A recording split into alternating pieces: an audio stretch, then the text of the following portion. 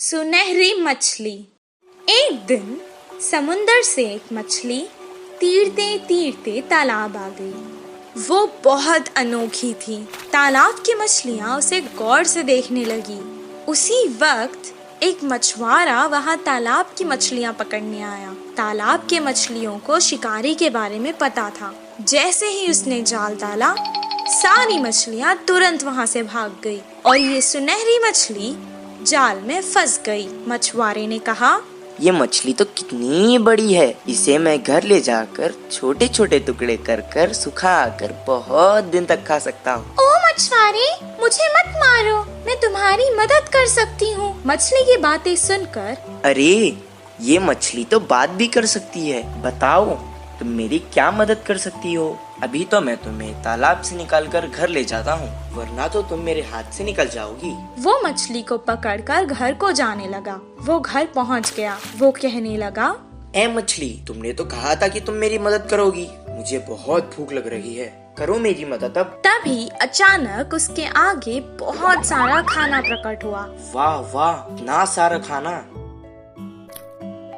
मैं तो तुम्हें यहाँ मारने लाया था, तुमने तो जादू ही कर दिया। इतना सारा खाना मुझे तुमने दिया, अब तो तुम मेरी सबसे अच्छी दोस्त हो। दोनों खुशी खुशी रहने लगे। एक दिन वो बहुत उदास था। मछली ने उसे देखा। क्या हुआ दोस्त, आज तुम बहुत उदास लग रहे हो। अब से तुम्हें मैं कभी नुकसान नहीं पहुँचाऊंगा। मेरी उम्र के बच्चे सभी पाठशाला जाते हैं, मुझे भी पढ़ना पसंद है, पर हर रोज मैं जाल लेकर मछली पकड़ने जाता हूँ। तुम पाठशाला क्यों नहीं जाते?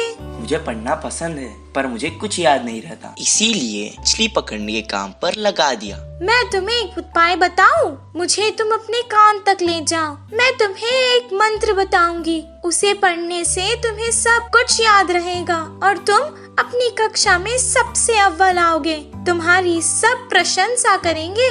अच्छा, बताओ। मछली ने उसके कान में एक मंत्र बताया। उसके बाद से जैसे उसने कहा था वैसे ही हुआ। मछली दोस्त, मैं बहुत खुश हूँ।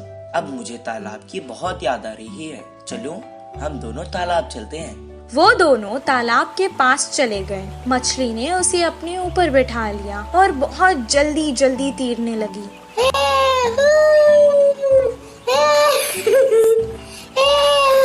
और उसने सारे तालाब की सैर करवाई उसे। सबको देखकर वो बहुत खुश हुआ। जब उसका मन भर गया, वो वापस घर जाने लगा। मछली ने कहा, दोस्त, तुम अकेले ही क्यों जा रहे हो? मुझे भी अपने साथ ले जाओ। मैं जितना खुश पाठशाला में होता हूँ, आज मैंने देख लिया कि तुम उतना ही खुश तालाब में होती हो। मैं तुम्हें तुम्हारी खुशी से दूर नहीं कर सकता, इसीलिए मैं तुम्हें यहाँ छोड़कर जा रहा हूँ। मैं वापस जरूर आऊँगा दोस्त। इस कहानी से हमें ये शिक्षा मिलती है कि जिस काम में हमें खुशी मिलती है वही काम करना चाहिए और जहाँ रहने में खुशी होती है वही रहना चाहिए। कौवे की चालाकी। एक जंगल में दो बड़े बड़े पेड़ पास पास थे। एक पेड़ पे कौवे घोंसला बनाकर रहते हैं तो दूसरे पेड़ पर कबूतर रहते थे। पूरा दिन खाना ढूंढते हुए शिकार के लिए भागते थे। शाम ढलते ही अपने अपने स्थानों पर विश्राम करते थे। कौवे के समूह में एक अति आलसी कौवा रहता था। वो उतना ही देर से उठता था। बाकी सारे खाने के लिए बाहर जाते हैं तो ये कहीं ना जाते हुए पेड़ पे ही आराम से रहता था।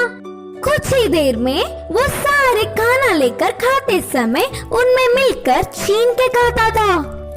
ऐसे उस दिन उनके लाई हुई खाने को समेटकर कौवे एक तरफ और कबूतर एक तरफ समूह में आकर खाते हैं। तो कौवे हर समय झगड़ते हुए अपने अपने बल से आहार लेते थे। कबूतर तो सब मिलजुल कर रहते थे, बिना किसी झंझट के एक सामान बांटकर खाते थे। उन कबूतरों की एकता देख आलसी कौवे ने सोचा कि आहा, उन कबूतरों को तो देखो कितने अच्छे हैं और हमारे देखो कैसे हैं। छी, अगर जन्म लेना ही है तो शेर की तरह लेना चाहिए या फिर कबूतरों की तरह लेना चाहिए। बोलकर बहुत ही उदास हुआ। कुछ देर सोच में पड़ गया और चालाकी से एक चाल चली। कपड़ों को रंग डालने वाले के घर जाकर सफेद रंग में डूब के उठा। उसके बाद अपने को शीशे में देखकर उछलने लगा। देखने के लिए कितना सुंदर हूँ, कोई भी मुझे कबूतर ही सोचेगा और कबूतरों के साथ अच्छे से गा सकूंगा। उड़ते हुए जाकर कबूतरों के समूह में मिल गया। धीरे से अच्छे से खा रहा था। खाने के लिए झगड़ा कर रहे कौवे को देख नफरत करने लगा। ऐसे कुछ दिन बाद उस आलसी कौवा बिना कष्ट किए आराम से रहने लगा। एक दिन भूख से बहुत भाग गया। गले में खाना अटकने से पानी के लिए रोक नहीं पाया और तुरंत बोल के जोर से चिल्लाने लगा। इससे कौवे की पोल खुल गई और क्या, सारे कबूतर मिलके कौवे को चोट से मारते हुए भगा दिया। अरे बाबा, थोड़ी भी रहम ना खाते हुए चोट से मार रहे हैं। अब फायदा नहीं, मैं मेरे रूप में बदलना ही ठीक है, बोल के सोचकर पानी में डूबा। मजाक ये था कि वो कड़ी रंग होने के